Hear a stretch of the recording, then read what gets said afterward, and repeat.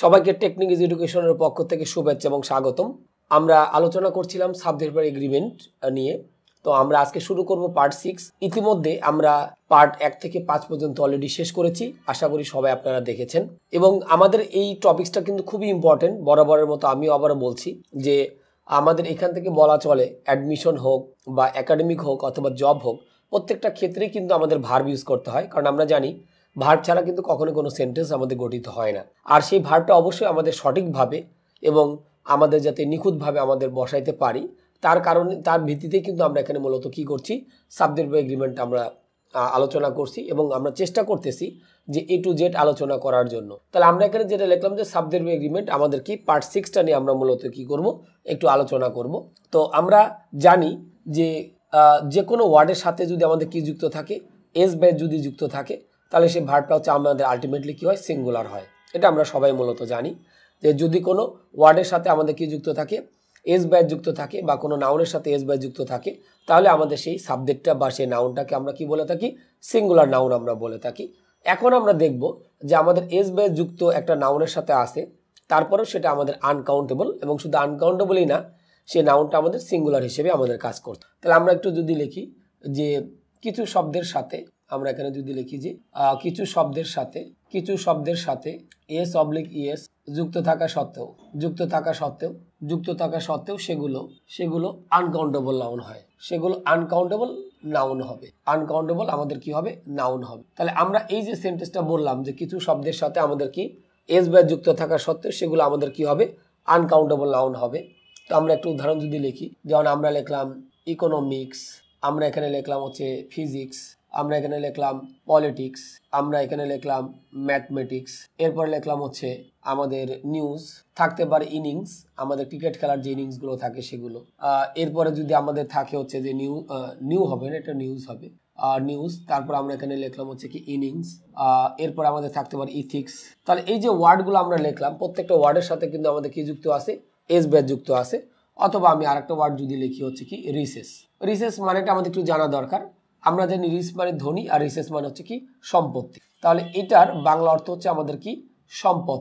এখন যে বিষয়টা থাকতেছে যে এই যে আমরা ওয়ার্ডগুলো লিখলাম, প্রত্যেকটা ওয়ার্ডের সাথে কিন্তু আমাদের কি যুক্ত আছে, এস ভার্ব যুক্ত আছে। তো এস ভার্ব যুক্ত থাকা সত্ত্বেও সেগুলো কিন্তু আমাদের কি হচ্ছে, আমাদের আনকাউন্টেবল নাউন হচ্ছে। আর আমরা কিন্তু একদম শুরুর দিকেই যখন সাবজেক্ট ভার্ব এগ্রিমেন্ট আমরা শুরু করেছিলাম, সেখানে কিন্তু আমি বলেছিলাম যে আনকাউন্টেবল নাউনের সাথে ভার্বটা কি হবে, সিঙ্গুলার হবে।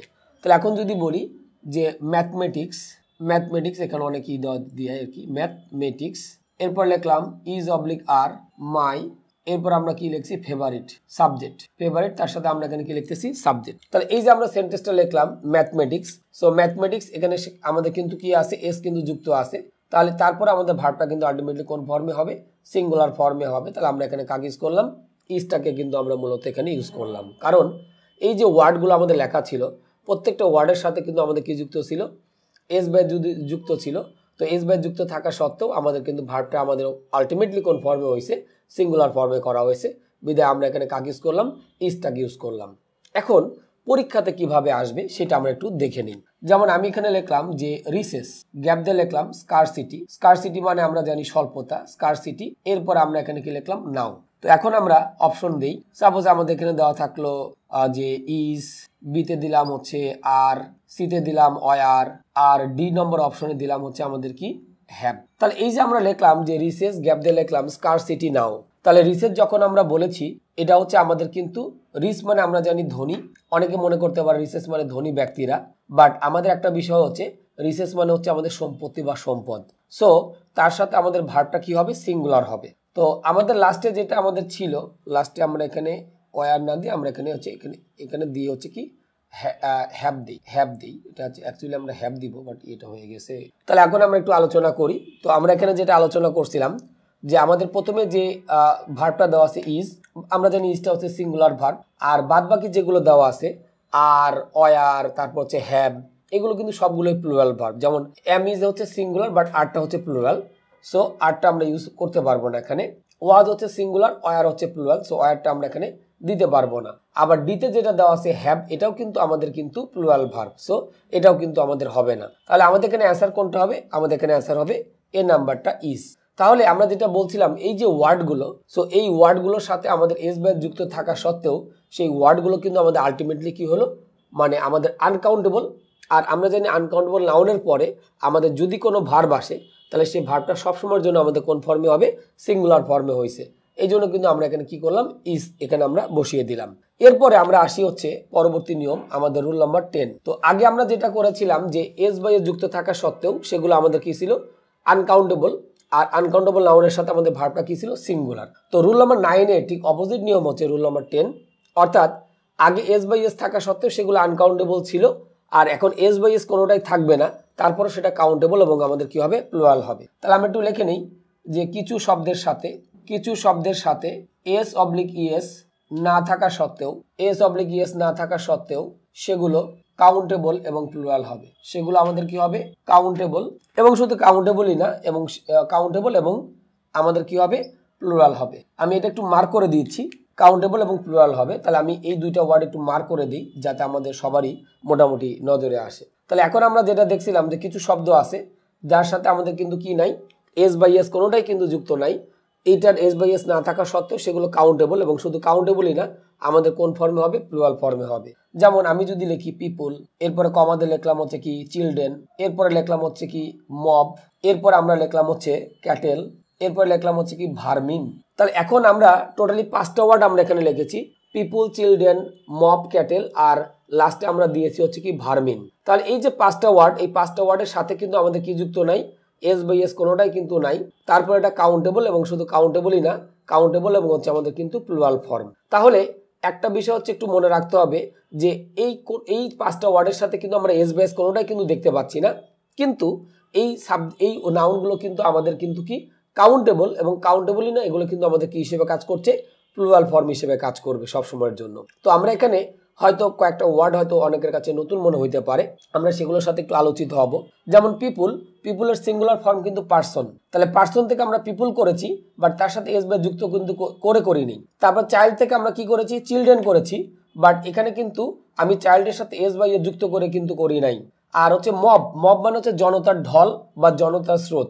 যেমন অনেক যখন সমাবেশ হয় তখন আমরা বলে থাকি যে সেখানে জনতার স্রোত নেমেছিল বা জনতার ঢেউ নেমেছিল, তাহলে আমাদের ওই ইংলিশটা কিন্তু হচ্ছে আমাদের কিন্তু মব, মানে জনতার ঢল বা জনতার স্রোত। এরপর আমরা যেটা লিখেছিলাম ক্যাটেল বলতে আমরা সাধারণত যেটা বুঝে থাকি গবাদি পশুর সমষ্টি। আর লাস্টে আমাদের যেটা দেওয়া আছে ভার্মিন মানে আমরা সাধারণত বলে থাকি ইঁদুরের ঝাঁক। তাহলে আমাদের লাস্টের যে 3টা ওয়ার্ড আছে, এই 3টা ওয়ার্ডের সাথে কিন্তু আমাদের কি নাই, আমাদের কিন্তু এস বাই এস কোনোটাই কিন্তু নাই।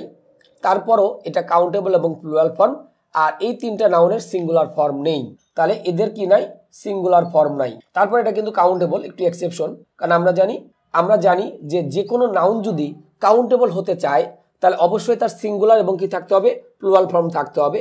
বাট আমরা লাস্টের দিকে যেটা দেখলাম যে মব, ক্যাটেল এবং ভার্মিন, এদের কিন্তু আমাদের নর্মালি আমাদের কোন ফর্ম নাই, সিঙ্গুলার ফর্ম কিন্তু আমাদের নেই। তাহলে আমরা এই বিষয়গুলো কিন্তু একটু বুঝতে পারলাম যে আমাদের কিছু শব্দের সাথে আমরা কিন্তু কি দেখতে পাইনি, এস বাই এস কোনোটাই কিন্তু আমরা দেখতে পাইনি। তারপর এটা কাউন্টেবল, এবং শুধু কাউন্টেবলই না, এগুলো কিন্তু আমাদের কি হিসেবে কাজ করছে, প্লুরাল ফর্ম হিসেবে আমাদের কাজ করছে। তো আশা করি আমরা এই বিষয়গুলো কিন্তু মোটামুটি বুঝতে পেলাম। আর এদের পরে আমাদের যদি কোনো ভার্ব আসে তাহলে সেই ভার্বটা আলটিমেটলি কোন ফর্মে হবে, অবশ্যই আমাদের প্লুরাল ফর্মে হবে, এটা তো আমাদের বলার অবকাশ রাখে না। যেমন আমি যদি লিখি দ্য পিপুল, এরপরে লিখলাম ইজ অবলিক আর হেয়ার, তাহলে এখন আমাদের সাবজেক্টটা হচ্ছে কি প্লুরাল, তাহলে সাবজেক্ট যদি আমাদের প্লুরাল ফর্মে হয় তাহলে ভার্বটা আলটিমেটলি কোন ফর্মে হবে, প্লুরাল ফর্মে হবে। তাহলে আমরা এখানে কি দিব, আরটাকে আমরা ইউজ করব। ওকে, এরপর যদি বলি দ্য চিলড্রেন, পরেরটা আমি লিখলাম হচ্ছে কি দ্য চিলড্রেন, এরপর আমরা যদি লিখি কাম অবলিক দা, আমরা লিখলাম হচ্ছে কি কামস হেয়ার। তাহলে এখন এই দুটো অপশনের মধ্যে থেকে যদি আমাকে একটা সিলেকশন করতে বলা হয়, তাহলে চিলড্রেন আমরা কিন্তু এস বাই যুক্ত করে করি নাই, অন্য একটা ভাবে আমাদের কিন্তু করা হয়েছে। তাহলে এই চিলড্রেনের সাথে আমাদের এখানে কাজ করতে হবে, কামটাকে আমাদের মূলত কি করতে হবে, ইউজ করতে হবে। কারণ ভার্বের সাথে আমাদের এস বাই যুক্ত যদি থাকে তাহলে সেই ভার্বটা কিন্তু আমাদের সিঙ্গুলার হয়, আর যদি শুধু ভার্ব যদি থাকে তাহলে ভার্বটা আমাদের কোন ফর্মে থাকে, প্লুরাল ফর্মে আমাদের হয়। তাহলে এখানে যে বিষয়টা থাকলো যে 9 এবং 10 আমি কিন্তু একই স্ক্রিনে রাখছি, যাতে করে অনেকে কিন্তু এই স্ক্রিনটা মানে স্টপ করেও পজ করেও কিন্তু যখন করবে ভিডিওটা তখন কিন্তু এই দুটো নিয়ম কিন্তু সে একসাথে দেখতে পারবে। তাহলে এই দুটো নিয়ম যদি আমরা একসাথে দেখি তাহলে দেখব যে রুল নাম্বার 9টা 10-এর ঠিকই অপোজিট, বা 10-এর অপোজিট নিয়ম হচ্ছে কি আমাদের রুল নাম্বার 9। তো আমরা যেটা বলছিলাম যে কিছু শব্দের সাথে আমাদের কি এস বাই এস থাকা সত্ত্বেও সেগুলো আমাদের কি হবে, আনকাউন্টেবল নাউন হবে। কারণ আমরা একটা বিষয় সবাই জানি যে যে কোনো নাউনের সাথে যদি আমাদের কি যুক্ত থাকে, এস বাই যদি যুক্ত থাকে, তাহলে সেই নাউনটাকে আমরা কি বলে থাকি, আমরা বলে থাকি হচ্ছে প্লুরাল নাউন বা প্লুরাল সাবজেক্ট।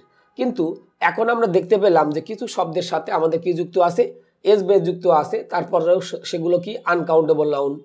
যেমন আমি এখানে আলোচনা করেছি ইকোনমিক্স, আমি আলোচনা করছি ফিজিক্স, আমি আলোচনা করেছি politics, mathematics, news, innings, ethics, recess. প্রত্যেকটা ওয়ার্ডের সাথে কিন্তু আমাদের কি যুক্ত আছে, হয় এস অথবা ইয়েস কিন্তু আছে।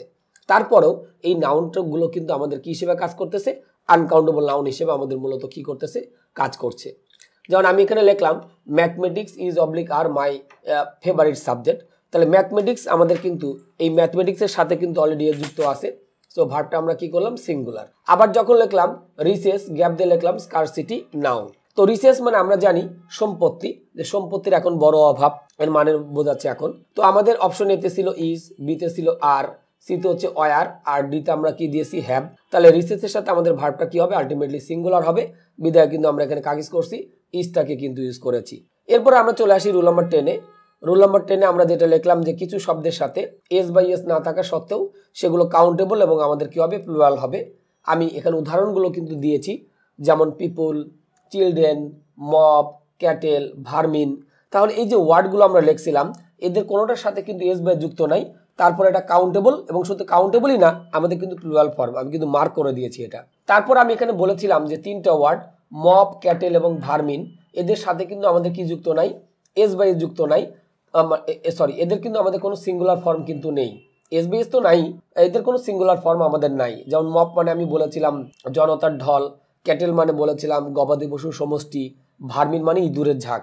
এখন আমরা যদি একটু বলি দ্য পিপুল ইজ অথবা আর হেয়ার, তাহলে পিপুলের পর আমাদের ভার্বটা কি হবে, প্লুরাল ফর্মে হবে, বিধায় আমি কিন্তু আর দিয়েছি। এরপর লিখলাম দ্য চিলড্রেন কাম হেয়ার, তো চিলড্রেনের পরে ভার্বটা কিন্তু আলটিমেটলি কোন ফর্মে আসলো, প্লুরাল ফর্মে কিন্তু আমাদের আসলো।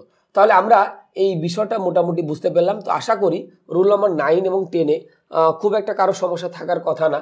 এরপরেও যদি কারো কোনো কোথাও কনফিউজ থাকে অথবা কোথাও যদি না বুঝে থাকি, অবশ্যই কি করব, আমরা ভিডিও বক্সে কিন্তু কমেন্ট করব। তাহলে রুল নাম্বার 9 এবং 10 এ পর্যন্তই।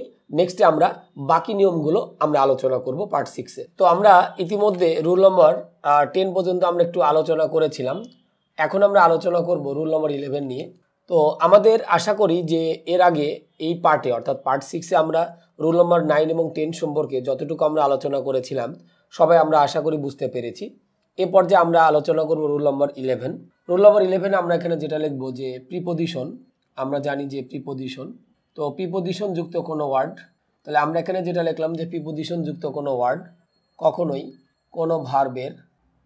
কোনো ভার্বের সাবজেক্ট বা অবজেক্ট হতে পারে না, সাবজেক্ট বা অবজেক্ট হতে পারে না। খুব ইম্পর্টেন্ট আমাদের নিয়মটা, পারে না।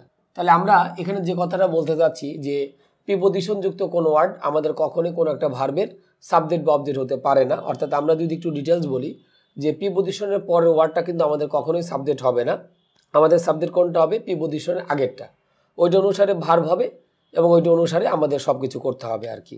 যেমন আমরা যদি এখানে লিখি the income of our people, the income of our পিপুল, এরপরে লিখলাম ইজ অথবা আর ভেরি লো। তাহলে আমি এই যে সেন্টেন্সটা লিখলাম যে the income of our people is অথবা ভেরি লো, তো আমরা জানি যে প্রিপোজিশনের পরে ওয়ার্ডটা কিন্তু কখনোই সাবজেক্ট হবে না। তাহলে আওয়ার পিপুল এটা কিন্তু সাবজেক্ট না, সাবজেক্ট হচ্ছে কোনটা, প্রিপোজিশন আগে যেটা দেওয়া আছে এইটা আমরা খেয়াল করব। তাহলে প্রিপোজিশন আগে কি দেওয়া আছে, দ্য ইনকাম, এটার সাথে কিন্তু আমরা এখানে কাজ করলাম, ইজটাকে কিন্তু আমরা ইউজ করলাম, কারণ প্রিপোজিশনের পরে ওয়ার্ডটা আমাদের কখনোই সাবজেক্ট হবে না, আমাদের সাবজেক্ট হবে সবসময় প্রিপোজিশনের আগেরটা। সো ওইটা অনুসারে আমরা মূলত কি করব, ভার্বটাকে আমরা সিলেকশন করব।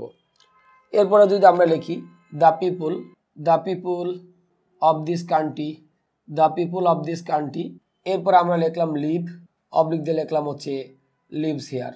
তো একটু যদি খেয়াল করি যে the people of this country, তাহলে আমাদের যে বিষয়টা থাকছে যে প্রিপোজিশনের পরের ওয়ার্ডটা কিন্তু আমাদের কখনোই কিন্তু কি হবে না, সাবজেক্ট কিন্তু হবে না। তাহলে দিস কান্ট্রি এটা কিন্তু সাবজেক্ট না, সাবজেক্ট হচ্ছে কোনটা, প্রিপোজিশন আগেরটা। তাহলে এখন প্রিপোজিশন আগে আমাদের এখানে কি দেওয়া আছে, দ্য পিপল। সো এইটা অনুসারে কিন্তু আমরা এখানে কাগজ করব, লিভটাকে আমরা মূলত ইউজ করব, কারণ আমরা জানি যে প্রিপোজিশনের পরে যাই থাক না কেন এটা কিন্তু কখনোই সাবজেক্ট হবে না। সাবজেক্ট হবে কোনটা অনুসারে, প্রিপোজিশনের আগেরটা অনুসারে আমরা কি করব, আমরা মূলত হচ্ছে ভার্বটাকে আমরা সিলেকশন করব। তাহলে আমরা এই বিষয়টা কিন্তু মূলত বুঝতে পেরেছি যে প্রিপোজিশনের পরের ওয়ার্ডটা কিন্তু আমাদের কখনোই সাবজেক্ট হয় না। সাবজেক্ট কোনটা হয়, প্রিপোজিশন আগেরটা অনুসারে হয়। এই জন্য আমরা কিন্তু ভার্বটাকে আমরা এখানে মূলত কি করেছি, সিলেকশন করেছি।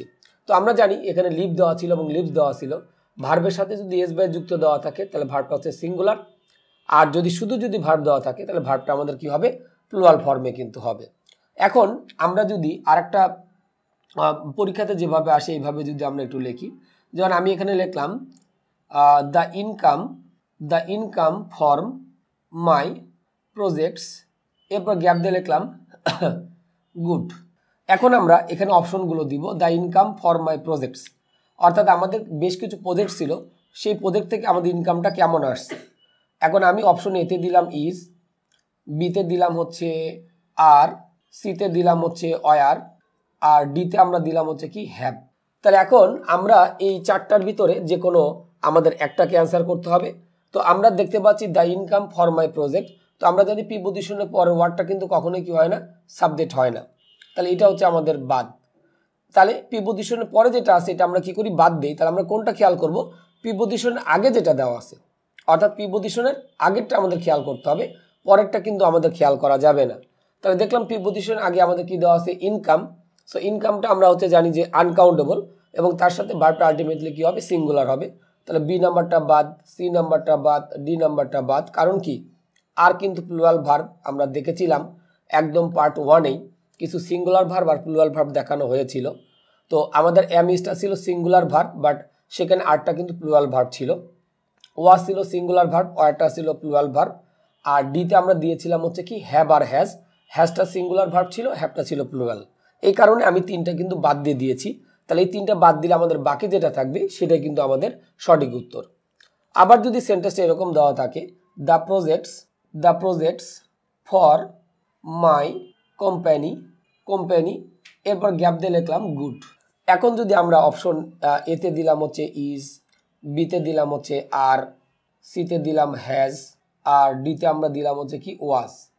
তো একটু যদি খেয়াল করি, the projects for my company, gap দিয়ে লিখলাম হচ্ছে গুড। তাহলে আমি এখানে যে বিষয়টা খেয়াল করব যে প্রিপোজিশনের পরের ওয়ার্ডটা আমাদের কিন্তু কখনোই সাবজেক্ট হবে না। তাহলে সাবজেক্ট কোনটা হবে, প্রিপোজিশনের আগেরটা। তাহলে প্রিপোজিশন আগে আমাদের কি দেওয়া আছে, দ্য প্রজেক্টস। তাহলে আমরা দেখতে পাচ্ছি প্রিপোজিশনের আগে যে নাউন বা প্রোনাউন আছে, সেই নাউন বা প্রোনাউনটা কিন্তু আমাদের কি ফর্মে হচ্ছে, প্লুরাল ফর্মে হচ্ছে। সো আমাদের ভার্বটা কিন্তু আমাদের আলটিমেটলি কোন ফর্মে হবে, প্লুরাল ফর্মেই কিন্তু আমাদের হবে। তাহলে আমরা এখানে দেখতে পাচ্ছি ইজটা কিন্তু সিঙ্গুলার ভার্ব, তো এই কারণে আমরা কি করব, এটাকে বাদ দিয়ে দিব। তাহলে আমাদের এখানে ইজটা হবে না। হ্যাজ এটা কিন্তু সিঙ্গুলার ভার্ব, এটাও হবে না। ডি হচ্ছে ওয়াজ, এটা আমাদের হবে না। তাহলে আমাদের এখানে অ্যান্সার হবে কোনটা, আর হবে। কারণ আমরা জানি প্রিপোজিশনের পরের ওয়ার্ডটা কখনোই সাবজেক্ট হয় না। সাবজেক্ট কোনটা হবে, প্রিপোজিশনের আগেরটা। তাহলে প্রিপোজিশনের আগে কি দেওয়া ছিল, দ্য প্রজেক্ট। সো এটা অনুসারে আমরা কি করতেছি, ভার্বটাকে আমরা এখানে সিলেকশন করতেছি। এই জন্য আমরা এখানে কি দিলাম, আরটাকে আমরা মূলত ইউজ করলাম। তাহলে আশা করি যে এই যে আমরা রুল নাম্বার 11-এ যেটা পড়লাম, খুব ইম্পর্টেন্ট একটা নিয়ম, প্রায়শই জিনিসটা কিন্তু আমাদের লাগে যে প্রিপোজিশন যুক্ত কোনো ওয়ার্ড আমাদের কখনো কোনো একটা ভার্বের কিন্তু কি হয় না, সাবজেক্ট বা অবজেক্ট হয় না। অর্থাৎ প্রিপোজিশনের পরে যে নাউন বা প্রোনাউন থাকবে সেটা আমাদের কিন্তু কখনোই সাবজেক্ট হবে না। সাবজেক্ট হবে কোনটা, প্রিপোজিশনের আগেরটা। ওইটা অনুসারে আমাদের মূলত কি করতে হবে, ভার্বটাকে আমাদের মূলত সিলেকশন করতে হবে। তো আশা করি আমরা এই নিয়মটা বেশ ভালোভাবে বুঝতে পেরেছি। তো সেই সাথে সাথে আমি রুল নাম্বার 11ও আমি শেষ করছি, এবং একই সাথে আমি সাবজেক্ট এগ্রিমেন্টের পার্ট 6ও আমি শেষ করছি। তো আশা করি আমাদের সাবজেক্ট এগ্রিমেন্টের পার্ট 7-এ সবাইকে আমরা আপনাদের সবাইকে আমি পাবো। তো সেই আশা ব্যক্ত করে পার্ট 6 সাবজেক্ট এগ্রিমেন্টের এ পর্যন্তই। সবাই ভালো থাকবেন আর দেখতে থাকবেন টেকনিক এডুকেশনের ভিডিওগুলো, কারণ আমাদের প্রত্যেকটা ভিডিওই কিন্তু অত্যন্ত গুরুত্ব সহকারে এবং যথেষ্ট সতর্কতার সহিত এগুলো করা হয়েছে, যাতে আপনাদের বিন্দুমাত্র যদি উপকার হয় তাহলে সেখানেই হবে আমাদের মূলত সার্থকতা। তো সবাই ভালো থাকবেন, আর ভিডিওটা এতক্ষণ দেখার জন্য সবাইকে ধন্যবাদ। তো আমাদের হচ্ছে আশা করি সবাইকে আপনাদের পার্ট 7-এ আমি সাবডিভিডি এগ্রিমেন্টে পাবো, এই আশা ব্যক্ত করে আমি পার্ট 6 এখানে শেষ করছি।